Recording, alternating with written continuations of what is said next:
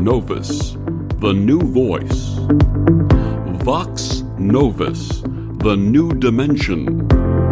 Vox Novus, thought and movement leaders who will share from their experience and offer tools to help us navigate our rapidly changing world. My name is Victor Furhman. Welcome to Vox Novus, the new voice.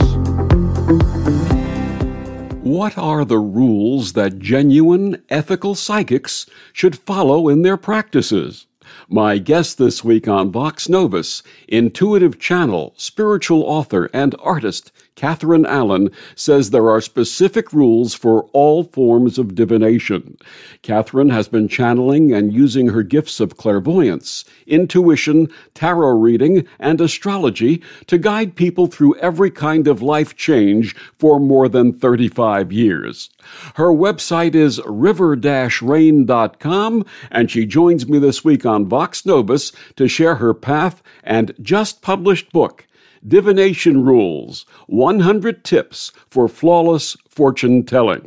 Please join me in welcoming to Vox Novus Catharine Allan. Welcome, Catharine.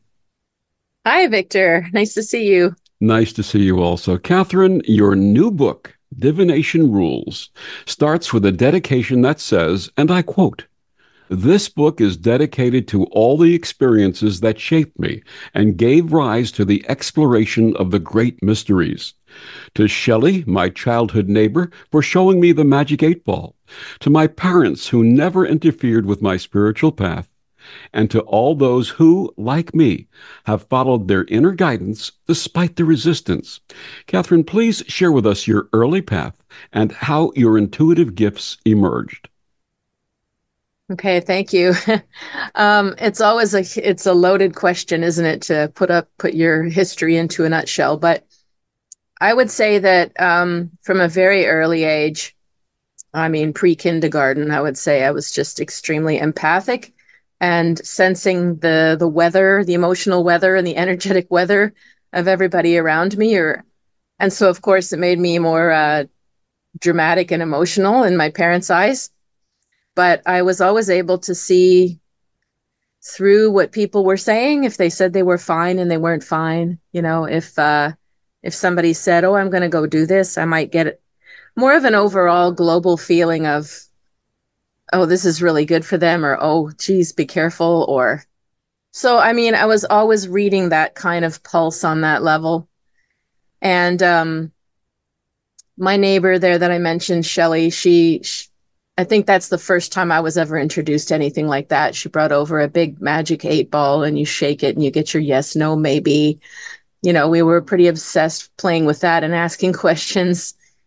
And then somebody else introduced us to like a needle and thread type divination where it'll swing one way for a boy and one way for a girl. And you test it out to see, what kids you're going to have in what order. And I remember that it worked on my mom, so we were really impressed with that. Other than that, it wasn't really until high school so I was just always an introspective and analyzing kind of everything kid. Wanted to know why all the time and wouldn't settle for less than the truth. So, that sets you off on this path, I think. So by the time I reached high school, obviously I could read people a little better. I could sense more of my intuition, what was going on around me with people around me. But it wasn't until I was around 15 in the, splitting up with the family in the shopping mall, and I ended up in Kohl's, which doesn't exist, I guess now. And I still remember vividly the moment that I looked at an upper shelf and saw an astrology book. I was like, "What is that?" And opened it up and found my birthday and started reading. And it was like the first revelation of anything that ever told me maybe who I was, because I didn't really feel like I fit in our family in many ways. And astrology just down the road turned out to validate all of this, because I'm a Cancer in a family full of air signs, so and I just kept silently observing and silently gathering data and studying it. Nobody knew that I was doing any of this for about 7 years, maybe. And it just kept proving itself to be true. And so one of the big turning points in my experiences, besides like, a myriad of little intuitive things that turned out to be true with people, but was I came to Montreal. It was 1991, and I met a Greek boyfriend, and he had tarot cards, and I'd never seen them, and I was just mesmerized, and I never put them down again. And he also brought me to an esoteric store. Um, and maybe a couple of years later, I ended up working there for about 14 years. And then he told me, oh, I had to meet his friend Miriam that he worked with because she was into astrology and art like me.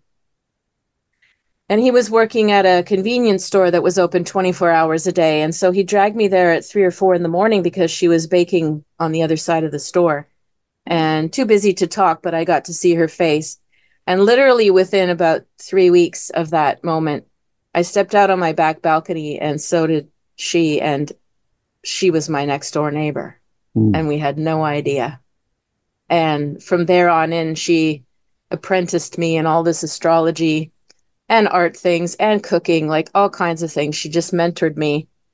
And so I fast tracked, and I kept going with these things, started giving readings here and there, and eventually ended up at this shop, which was called the Mélange Magique. And then that really became the full-on initiation because it was a pagan shop and people were doing all manner of everything in there. Wicca, ceremonial magicians. But we also at the beginning housed all the New Age, all the self-help that was new because it's still the 90s, and it was just the best place I'd ever been in my life, I think. I was just surrounded by like so many fascinating things to learn, and my intuition grew stronger. I learned to name what was going on with like the clair abilities, clairvoyance, clairaudience. These were all just happening without me really knowing what they were. And then I started to be able to name what it was that was always happening. Same with mediumship. That just happened. I wasn't trying. And I didn't know what a medium was until I told people what kept happening to me. So in this way, I sort of trust my process because I never went out craving it.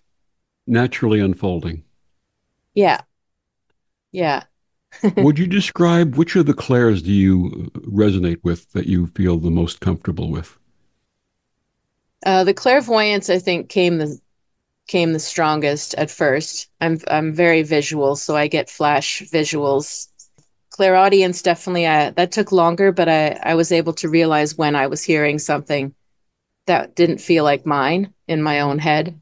And clairsentience for sure, because that's how I grew up, just overall visceral, emotional, feeling energy, feeling great around some people, feeling ill in some places, whatever it was, like random physical sensations that would happen with customers and then disappear when they left, stuff like that. Thank goodness. I'm glad I don't have the I forget what it's called now, the one with the smell. I'm sort of glad I don't have that one. Clairolfactance. Right. I'm glad I don't have that one. Was there anyone else in your family when you were younger who shared your gifts? I know in many families these gifts run, perhaps not spoken about, but did you ever learn of any of them? Yeah, that's a funny thing because it took them until maybe my 40s before it's like, well, we're like that too. We sense things like that too. Like, okay, well, you never told me while I was going through it as a kid. I think the whole family's pretty intuitive, but just keeps it to ourselves. I think maybe they wouldn't, I don't know, like nobody really wants to talk about it that much, but they definitely can tap in and size things up and read people pretty quickly. We've all been pretty good at that, but I don't think anybody ventured into learning any of these arts. I think they're a little bit nervous of me still for it. But I still have a bit of a mystery with one grandfather that I never got to know. He died before I was born, but he was born in England and he was a Freemason. And we're Mm, talking about the late 1800s. mhm. So it's very hard to say. I was on a bit of a mission with that to try to connect, and I went to England to see where he was from. I connected with an occult store called the Atlantis Bookshop in England, and she told me, there's a registry and you can go see whoever was a Mason or not. And I said, well, I know he was. It's just, how do we know the ones that were in it who would have elected to study the esoteric arts or not? And she said, you really couldn't know. Mm. And I always just sort of had hoped that someone in the family maybe was paralleling this. But I do have a couple of cousins, an uncle that grew up in a haunted house. They even had brought someone in to have it cleared, and it still didn't completely work. So I have two cousins that used to sleep outside in the backyard or up in a treehouse because there were entities in the house. And yeah, and finally about a year ago I got to visit one of them because now like he's what, maybe 60 and I'm in my mid 50s. Finally we can talk about this, and he described what he was seeing in his room. And then there's a particular entity that was in this house because they grew up in a house that was a former War of 1812 hospital, Mm. and it was part of the Underground Railroad. So there was a military general that was in one of these bedrooms. And I remember they put me in that room when I was visiting once just to probably test me out. And I saw this guy standing over my bed all night long. And I finally told this cousin, and he said, yeah. And he's done the research and he can name the guy. He knows who it is. Mm. And he's had some esoteric experiences when he was in the UK as well. So I think I think many people have it. Do they ever make it conscious? Do they study it?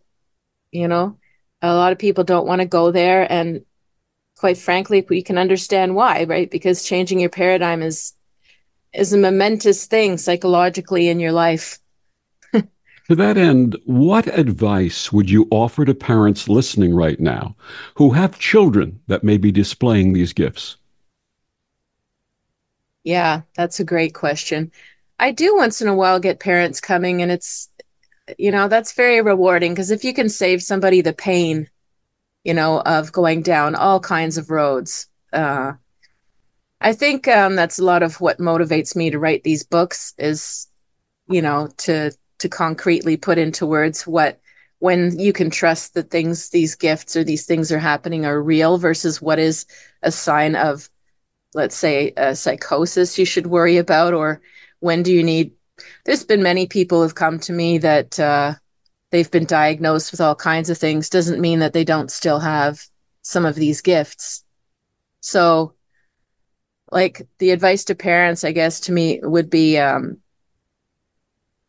to try to explore in more detail with the child what they're like. Believe them at first, explore what they're getting. You just want to make sure that they're safe and they're not like, I've met many people that brought me into their homes to cleanse the energy of their home because the child is seeing something in the room and that thing isn't necessarily good.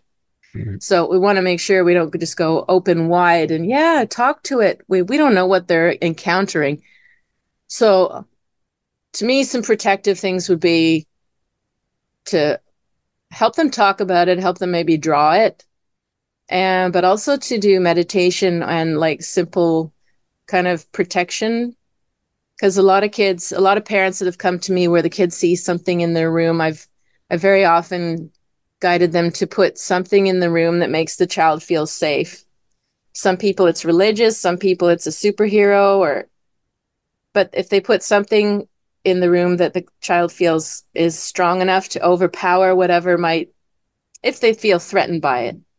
But if it's like psychic gifts and they're reading other people, it's just I should write a book just on that because it's so hard because socially it's going to be tough for anybody, no matter how old you are. If you're seeing a layer of stuff that most people don't really want to confront or talk about. So I think the more you believe them or talk about it or can validate, yeah, you're right about Susie, but we're not going to tell Susie or everybody around her, but I can see what you mean. One person to validate you can often be enough, you know? Growing up in the 1950s, when I would relate what I was seeing, sensing, or hearing to my parents, I was told that I had an overactive imagination. And shutting me Mm-hmm. down that way was not a good thing to do because I actually shut down and didn't reopen until my mid to late 30s when my path reopened. So, my advice to parents would be listen to what your kids have to say. If it's something that seems very, very common or calm or not something that's not frightening to them, listen and encourage them to relay what they're saying, but don't shut them Mm-hmm. down. Don't shut them down. Mm-hmm. That's really too difficult. I Before we totally dis- agree. Thank you. Before we discuss your new book, Divination Rules, please share with us about your earlier books, starting with A Little Bit of Intuition and Introduction to Extrasensory Perception. What inspired this book, and what do you share with readers? Okay. Yeah, I still love my little intuition book. Um, it was just such a great way that it all happened as well, because like it was sort of divine intervention that got me this opportunity to write the book. And I wrote that book in about 8 days. It's literally channeled. It's sort of like everything that I ever needed to say that was just so clear that I was ready to teach people just came bursting through like a birth or something. Um, so basically, it's a pretty clear. I've been told that it's very clear and easy to read, and it's sort of like a textbook in a way for what the clairs are and what they aren't. When are you? What's the difference between projection and intuition, fantasy and intuition, and fear and intuition? Because in my experience, when intuition is accurate, it doesn't come with emotion. So most of us go, "Oh my gosh, I keep thinking about him. It must mean he's thinking of me. It must mean they're going to call." It's like, no, no, that's not really. If you're in an anxious state and you start going, maybe, maybe, maybe, you're not in a centered, mindful space to be actually receiving your intuition. So many people, I think, do get intuitive moments, but on one hand, they come without a big emotion. So you might be washing the dishes and you go, and you just flash somebody's car, and then I don't know, maybe it stalls and you're like, "Oh, so and so should be careful of their car." Oh well, and you go back to the dishes, and then you find out that it happened. And the second thing is that a lot of intuition that turns out to be accurate is very mundane. Not every day is like, dramatic events. And so I think a lot of times we have it and we dismiss it or ignore it. And it's all those little ones that accumulate, in our decisions and who we're around and navigating your life. If to me, the more you're in touch with that subtle voice, and when it's real and when it could be you just wanting it to be so or whatever, then you really have a great tool to guide your life and your decision making process, and you can start to really flow and navigate without nearly as much strife or conflict. So I wanted to give that, discernment to people, a way to discern. Your next book was entitled Vibes from the Other Side, Accessing Your Spirit Guides and Other Beings from the Beyond. How do you define spirit guides, and does everyone have the ability to connect with them? Mm. Yes, spirit guides can be so many things. I think a lot of people generally sort of want it to be, a loved one that they knew, like their granddad just passed, so he must be my spirit guide now, like instantly, sort of thing. Which is true in some cases, but it's not like a cookie cutter recipe. Your spirit guide could be, anyone in your ancestry from any generation could be around you. Your spirit guides can sometimes be in the animal world. I believe in animal guides as well. And sometimes they are beings from different dimensions. Sometimes they are relationships from a past life. And I believe that most of us have many or a few. And if we can all connect to them, I'd say yes. But I think it's very deep work. Unless, like you said, unless somebody gets, a very a visceral experience where they're like, they feel visited, or they, and they can't deny it. Otherwise, I think it's subtle, and it's like, if they're always around, it's sort of like asking yourself, well, do I feel alone? No. Okay, well, who's there then? It's like, well, is that me? Is that my higher self? Is that something else around me? Is it a guide? And it's like a subtle thing of tuning in, and it's like building a relationship with it also, because again, we don't want to crave having a spirit guide and go, oh, it must be this thing. Well, no, it might be a trickster entity, don't want to listen. So it really takes a long time, I found, to be sure that this is a consistent, just like a person that and you would know their voice anywhere. To me, you don't want to listen to a guide unless it's like, I would know that energy anywhere. That is my guide. And until then, I would be, listen, but be weary of acting on it. And who or what are the other beings from the beyond? Yeah, I know that wasn't my title. That's like the marketing team puts that on there. Other beings from the beyond. I think we're referring to, different dimensional beings that can come through. Like if you look at something like star seeds or Arcturians or Pleiadians or angels, things from other dimensions that can be around us. And even I'm not going to pretend I know what all of those are, because I haven't encountered everything, you know? Absolutely. My Yeah. guest is Catharine Allan. Her brand new book, Divination Rules, 100 Tips for Flawless Fortune Telling. Catharine, please share with our listeners where they can get all of your books and find out more about you. Sure. Thanks. So, my books are on mainly Amazon.com, Barnes and Noble, Chapters Indigo, and if you're in the UK, they would be in Waterstones, and as well as some other good reads. It's pretty accessible in most places you order online. And if you'd like to know more about me, my website is river-rain.com. And I've got all kinds of stuff on my YouTube channel if you want to listen to it as well, which is Catharine Allan. And yeah. And we'll be back with more of Catharine after these words on the Om Times Radio Network. The cutting edge of conscious radio, Om Times Radio, IOM FM. Om Times Magazine is one of the leading online content providers of positivity, wellness, and personal empowerment. A philanthropic organization, their net proceeds are funneled to support worldwide charity initiatives via Humanity Healing International. Through their commitment to creating community and providing conscious content, they aspire to uplift humanity on a global scale. Om Times, co-creating a more conscious lifestyle. More than 24 million Americans have an autoimmune disorder, and that number continues to grow. I'm Sharon Saylor, and I'm one of those 24 million. To put that number in perspective, cancer affects about 9 million and heart disease up to 22 million. That's why I've brought together top experts and those thriving regardless of their diagnosis to bring you the latest, most up-to-date information. Join me, Sharon Saylor, Friday night, 7 p.m. Eastern, for the Autoimmune Hour on Life Interrupted Radio to find out how to live your life uninterrupted. Hi, this is Bill Maher. I can find humor in almost anything, but one thing I never laugh about is cruelty to animals. If you don't get the joke either, write People for the Ethical Treatment of Animals, 501 Front Street, Norfolk, Virginia, 23510. Back on Vox Novus, my guest this week is Catharine Allan. Her brand new book, Divination Rules, 100 Tips for Flawless Fortune Telling. Congratulations, your brand new book was just published. You excited about it?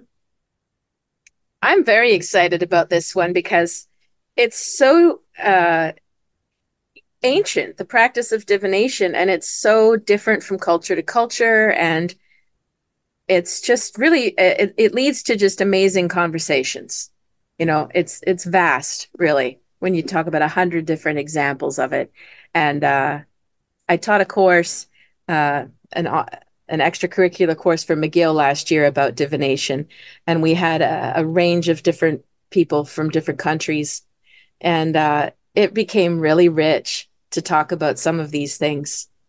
It put people in a very pensive state as to, like, why is it okay to use tarot cards in England, but it's not in I think this guy was from Saudi Arabia. Mm.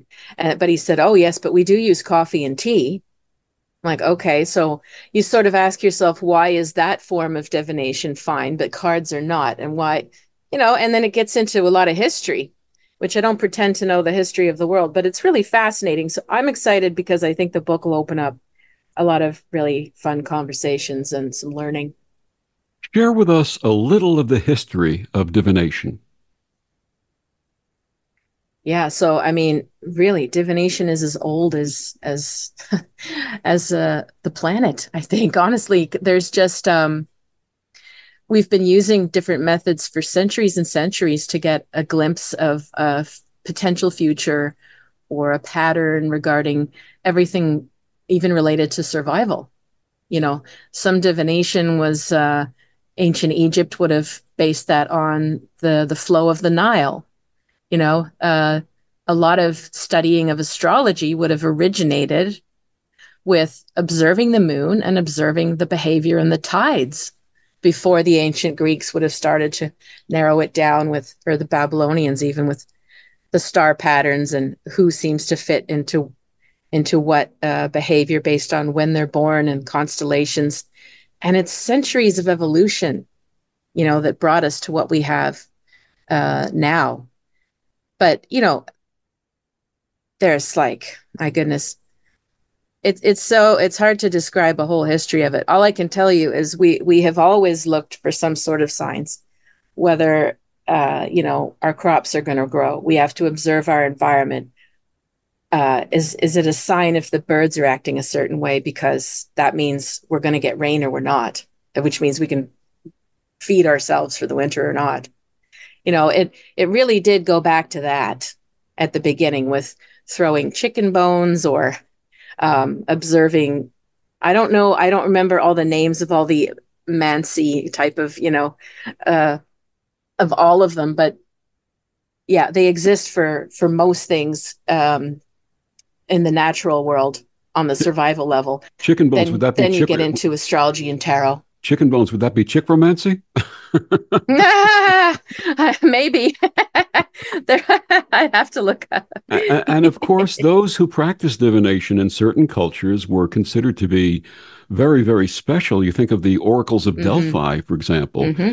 and how the leaders would come to them and ask for information in terms of wars, in terms of uh, Yes. population, in terms of governance.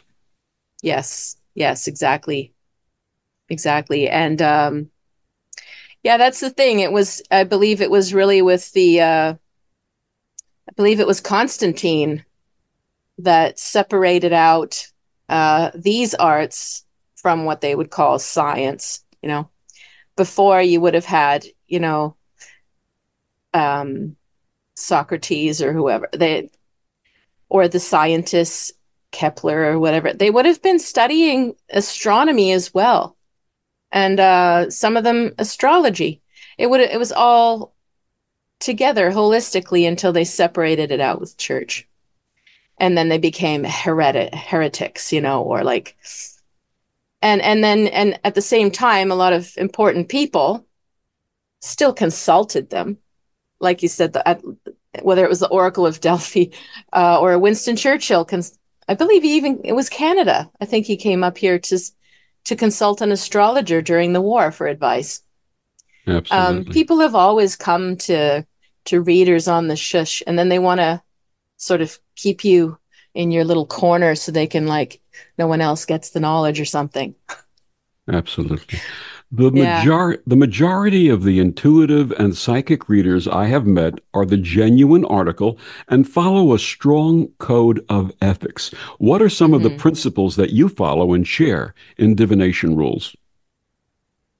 Yeah, actually, the first 10 or 15 rules are actually related to ethics and respect. So, I mean, the primary number one is consent, and it's something that I think TV shows has sort of given people this Hollywood or to me, sort of unhealthy idea that you can just walk up to anybody in a grocery store and tap them on the shoulder and say, I see your grandmother around you, or this is going to happen to you. And to me, it's just, it never sat well. Even if it's accurate, I don't really care, because to me, you need to ask the person's permission, because you just never know where people are at that day. Whether one little detail you say is going to be so poignant that it brings them to tears or destabilizes them for the day, you know? So that consent is number one, asking permission. And also that to me goes hand in hand with having a sacred space, having a private, respectful, clean, sacred space to do it in, because, and that requires having a respect for these arts and taking them seriously. Which in the end, to me, is taking other people's feelings and their lives seriously. It's not just a game to be thrown around. You mentioned creating sacred space. How may this be done for doing this work? Mm-hmm. Well, I think first of all, like, it could be done in. I mean, it's nice to have a special room that's just for that, where you would build a certain kind of energy just in that area. But a lot of us don't. But I think we can certainly just start by respecting privacy. So you'd want to have a room that feels good. It's fairly clean and tidy, has good air, and you can shut the door and no one's going to interrupt you.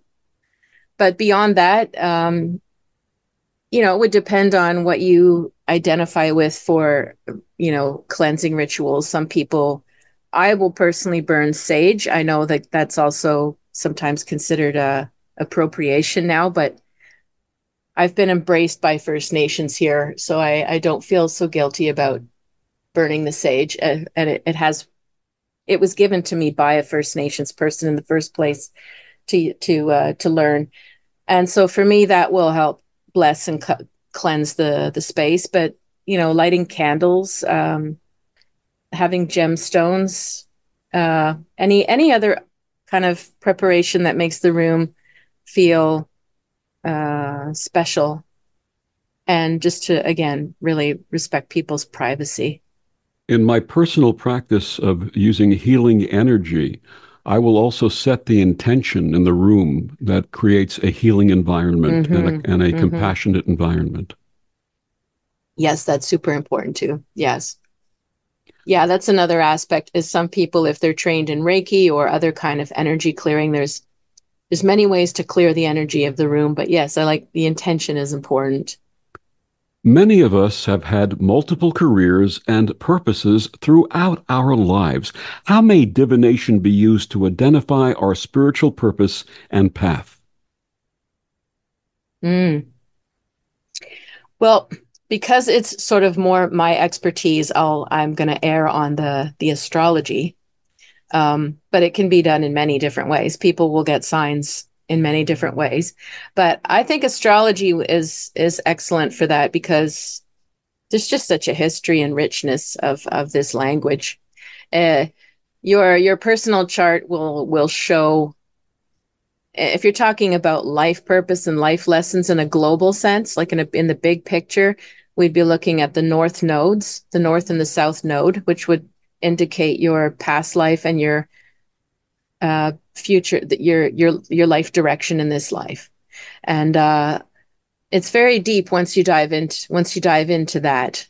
And there's always paradoxes in people's charts, and some people's charts are going to sort of show that it's going to be a little harder for them to let go of that past life direction or doing what they were doing before, and other people's are really propelling them to walk away into their future direction. And otherwise, people can have dreams that they feel are so profound that it guides them to make a decision that changes their life. Mentors, people that you meet. Again, there's always, I think, on everybody's path, a few pivotal times, whether something comes to you through spirit, through study, through mentorship, through an experience maybe you travel, something that opens your paradigm, opens you to a different world. And we always have the choice to walk through the door or not. And if we do, it's amazing what happens, and the people that you meet and the learning that comes. But I don't know. I don't think there's some singular purpose why each person is here. Like we all have that ideal, like this is what you are and this is what you're here to do. I think there's lots of people who are here to do many things, or their role here on Earth is not a recognizable title or something. Or some are more sexy than others, just culturally or where we're at in our evolution. Some of us are here to be listeners. Yeah, right? absolutely. Or whatever. So people want their purpose to be, you're supposed to be like that, and then some status type of title or goddess or something. So that's where I like looking at the chart to give an idea of like, what are you personally here to work on and grow towards in this life? Don't worry about society says you should or shouldn't be, or whether you're there on time or not, sort of thing. It's funny. There's a show that used to be on Lucifer. And one of the things that the Lucifer character would ask people, what do you really want? And that's something that I've been teaching people when I was in industry and working with people who worked for me. I would say to them, what do you really want to do? And if their desire and goal was something that had absolutely nothing to do with the field that they were currently working in, I said, how would you pursue that? And give them an opportunity to realize they can reach out beyond what they're currently doing. Yeah, that's great. It's great you did that for people. You share in your book that we should be open to receiving information from unexpected sources. Please explain. Well, yes, this is where the divination can get interesting. Maybe unexpected sources, maybe through the mouths of babes, as they say. Maybe some kid is going to come up to you in the shopping mall and say something to you that they have no clue means something. The messages can come through anything. You might get, I'll just share one sort of cool one that keeps happening to me, which is nice. Sometimes, I've been single too long, and you sort of wonder whether you're going to meet somebody. And I swear to God, every once in a while, I will see hearts that come. Sometimes the barista put a heart on my coffee. Sometimes a little acorn dropped down in front of my face as I was walking, and it had spliced in half, and the shape inside the acorn was a heart. And I've had all kinds of crazy things. Like I lost some heart earrings and they came back to me. Somebody hung them on the tree beside where I wait for the bus because they found my earrings. And I always just take these as signs that they're, you are loved and don't worry about it. And so if you're open to what you observe and hear, it can come from anybody. We often think, spiritual advice should come from I don't know, a yogi or a guru or something. But as I said, maybe it's a guy, somebody passes by you on their truck on the highway and rolls down the window and says something to you that you never forgot. You just never know. So it's to be open to like what strikes you, what makes you think, and don't worry about the source of it. It's like it came to you. Listen, see what it gives you. Listening, absolutely. One of the things that I've always shared is when I hear guidance, a voice, the clairaudience, if it's a soft voice giving me guidance, it's probably correct. If it's something shouting at me, telling me to do it anyway, that's ego, and it really has no place for us to follow. So listening for that, what they used to call the soft, quiet voice within, is often, for me at least, the greatest source of information. I totally agree. I'm sorry, go ahead. Yeah, I totally agree. I just wanted to add one thing to that because yes, often even with the spirit guides question that you offered, it's the same thing. Spirit guides don't go, hey, I am your spirit guide. Go do that. No, it's not gonna. Very often they just they're just standing there and they can give you a thumbs up or they shake their head yes or no. True guidance is gentle. I totally agree. Absolutely. My guest is Catharine Allan. Her brand new book, Divination Rules 100 Tips for Flawless Fortune Telling. We'll be back with more after these words on the Om Times Radio Network. Humanity Healing International is a small nonprofit with a big dream. Since 2007, HHI has been working tirelessly to bring help to communities with little or no hope. Our projects are not broad mandates, nor are they overnight solutions, but they bring the reassurance that no one is alone and that someone cares. To learn more, please visit humanityhealing.org. Humanity Healing is where your heart is. We've all felt left out. And for people who move to this country, that feeling lasts more than a moment.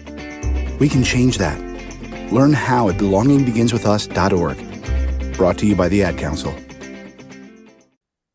Back on Vox Novus, my guest this week is Catharine Allan. We're talking about her just published new book, Divination Rules, 100 Tips for Flawless Fortune Telling. My life has been blessed with synchronicities since childhood. Carl Jung defined synchronicities as meaningful coincidences without causal connection. How may awareness of these help us on our path? Oh, yeah. What a great question.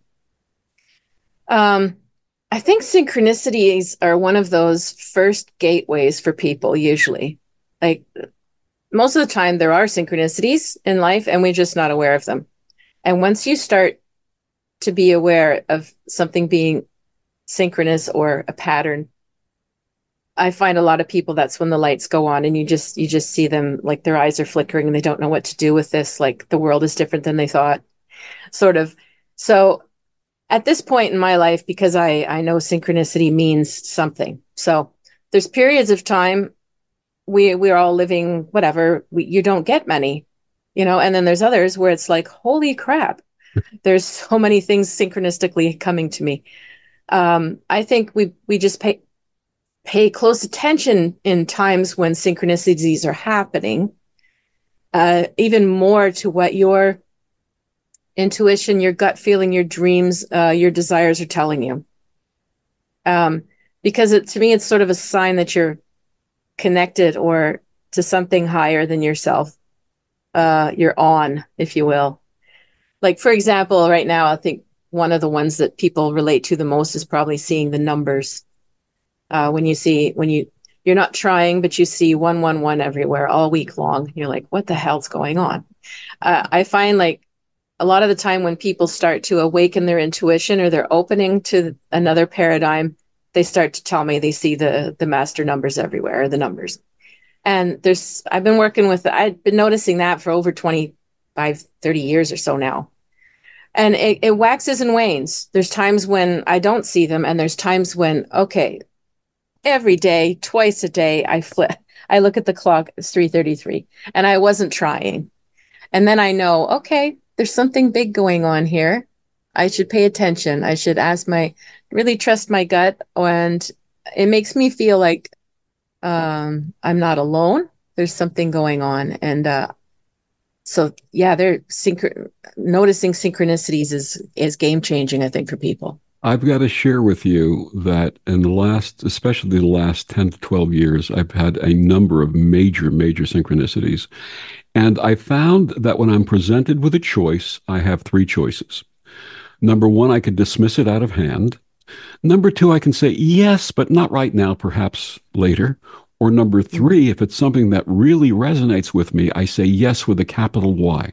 And every time I have one with a capital Y, the next one presents itself, and the next one presents itself. And I feel so blessed with all of these wonderful synchronicities that have come my way.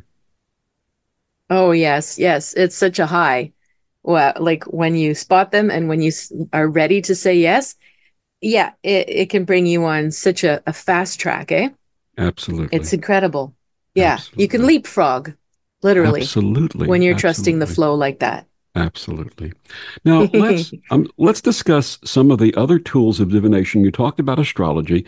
Let's talk Hmm. about tarot. What advice do you offer beginners in learning to select and use a deck? Yes. Well, I mean, the classic deck people learn with would be the Rider-Waite. Um, and it's a great one to start with. And I mean, it was designed with the same knowledge of the Hermetic societies, the Golden Dawn, um, that other decks are designed with, but it was designed for the masses, So it was pictorial. So it makes the wisdom a little easier to digest for a beginner. But if they do want to study it further, all of the depth is there. But I also tell people you're going to be looking at this an awful lot as you learn. So if you don't resonate with the imagery, you're probably not going to want to learn it so much, right? You might not stick with it. It's like if I told you to learn an instrument and told you to play a song you don't like. Well, you're not going to practice. So some of it, I think, because there's so many decks that are based off of the Rider-Waite, and there's many great. There's so many that honestly, like I would choose the one that you feel the most inspired by if you're going to be looking at this thing a lot for the next year at least, that you really are inspired and feel mesmerized or like it's intriguing, or you feel like you're constantly learning from that deck. There's many that are pretty, but they might not speak to you. They're more like artwork. So it really has to bring you alive when you're looking at that imagery to connect to it. What clues and information may we find in our hands? Oh gosh.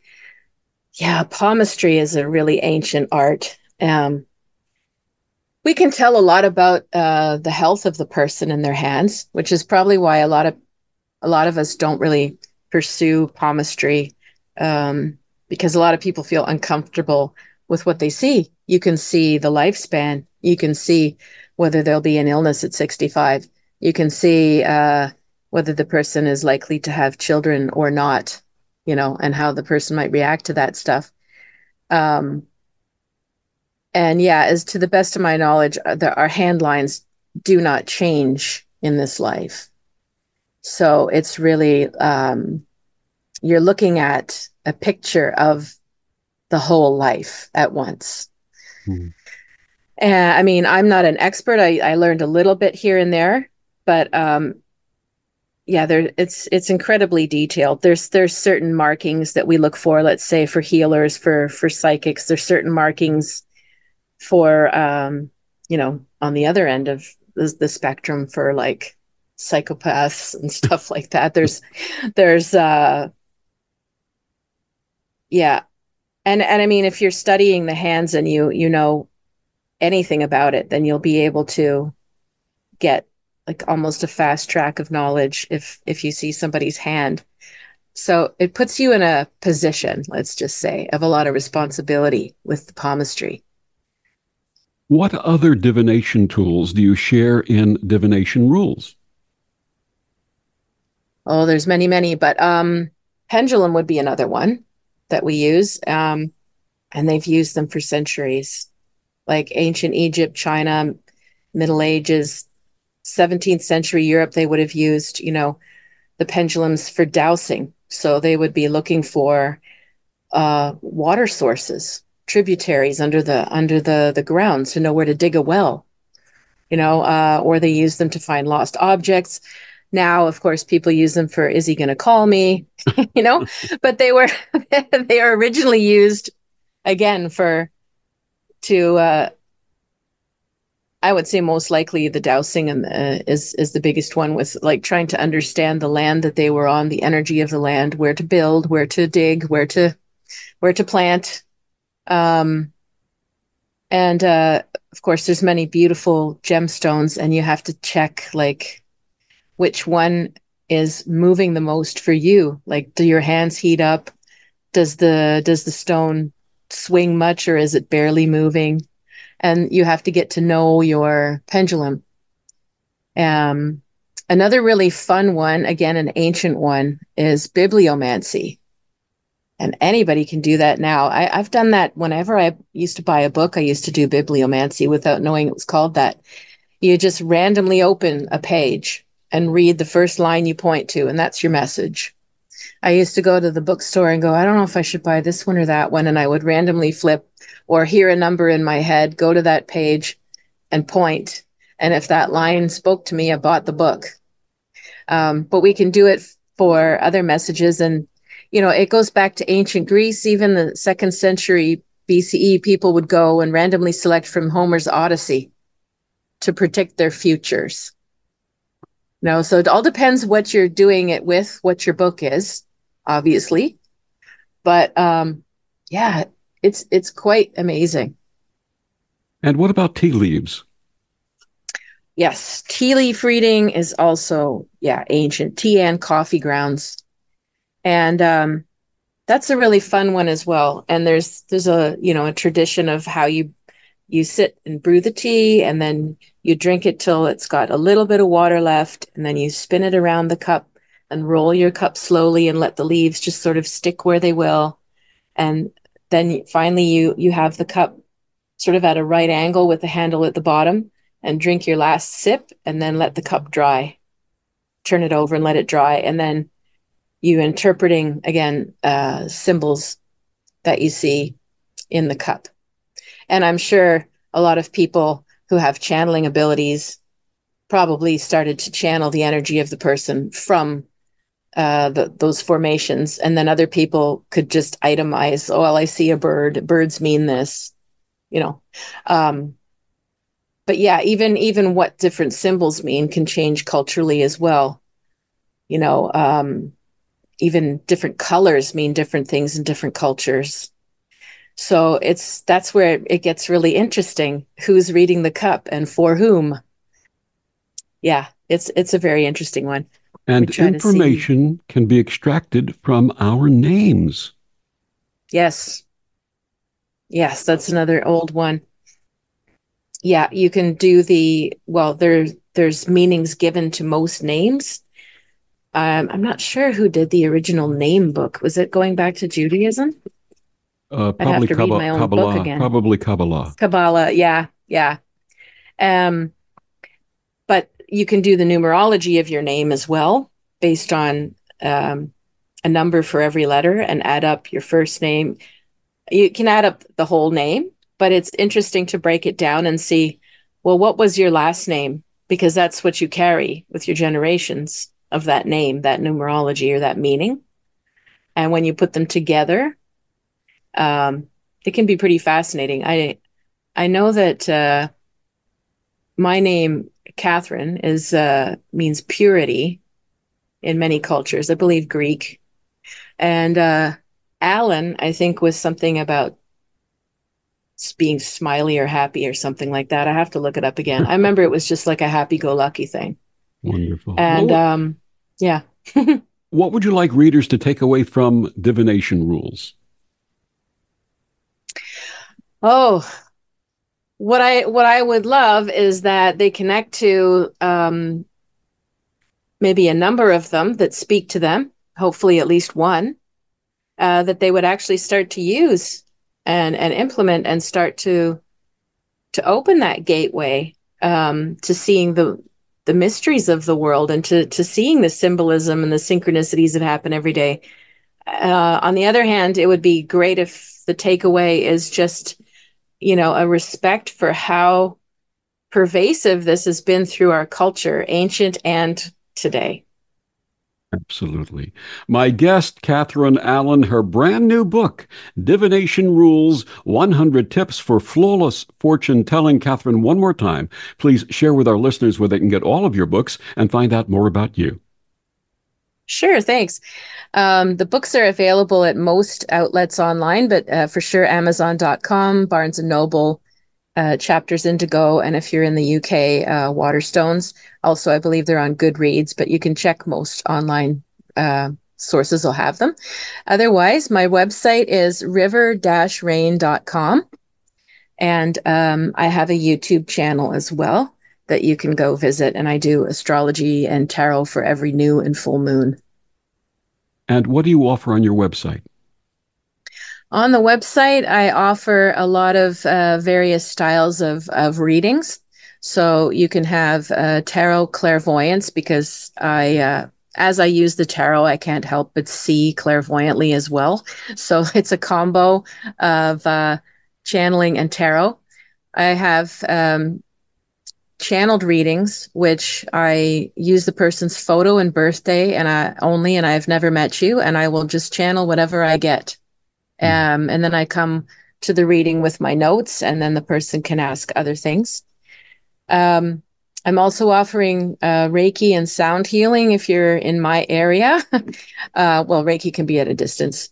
And then the last thing I've added is I'm calling it tarot coaching, because a lot of times people are looking for a way to help sort of unpack a certain issue after a reading.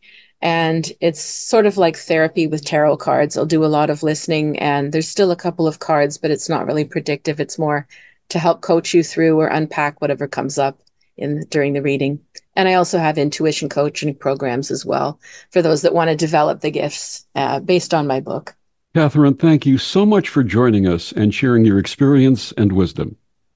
Thank you. And this was great. I enjoyed talking to you always, Victor. So I appreciate this very much.